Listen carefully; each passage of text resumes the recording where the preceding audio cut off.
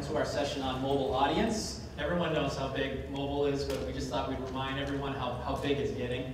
Without even looking at the numbers here, just looking at the shape of the smartphone graph here versus PCs, and the fact that smartphones outsold PCs for the first time last year, that's a big benchmark right there.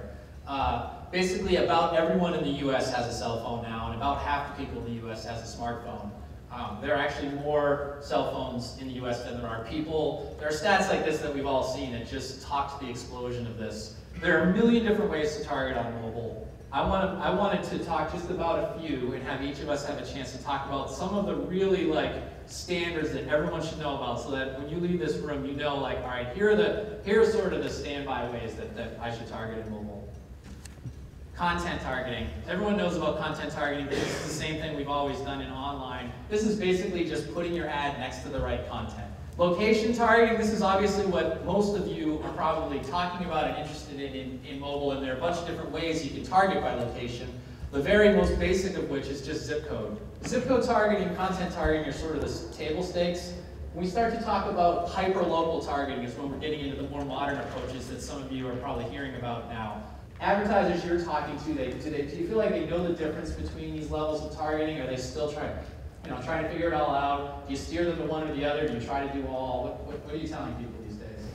Well, I think number one, with some of our clients, we're just trying to educate them, and then get them to walk and feel comfortable with it. So we do testing, but then there are others. I was just saying earlier that we recommended a strategy that was approved for next year where we would only advertise within tablets and smartphones. Mm-hmm. So, and that was for a retailer, a high-end retailer, and seven-figure budget. That was their entire budget. So, so that at that level, it's good.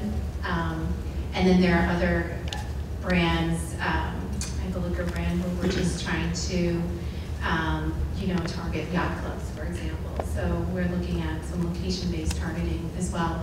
So it really depends on the level of interest and sophistication. There's this concept, I think, in mobile, for those who sort of dug into it, that we're cookieless.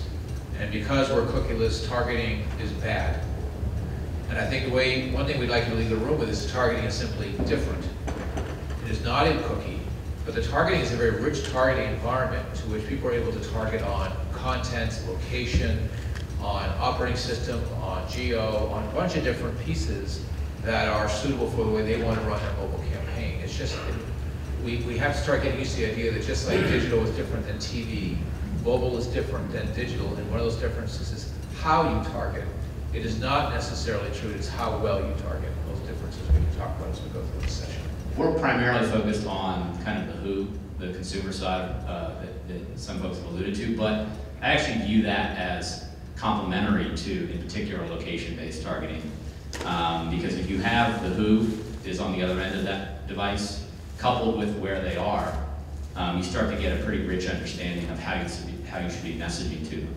So, the main message for this kind of information, I would say, is don't treat these things as siloed things. They can all be kind of interrelated and somewhat complementary. And I would even comment that there's another, it's a very rich opportunity within mobile. It introduces a new consideration, which some folks have called modality. So, what is that person, not just where they are and who they are, but kind of how are they using that device? So, most of us probably in this particular audience may have more than one device, be it a PC, a phone, and or a tablet. Are you in a different state of mind when you're using those devices? And so how do you factor that into your decision around advertising and the messaging?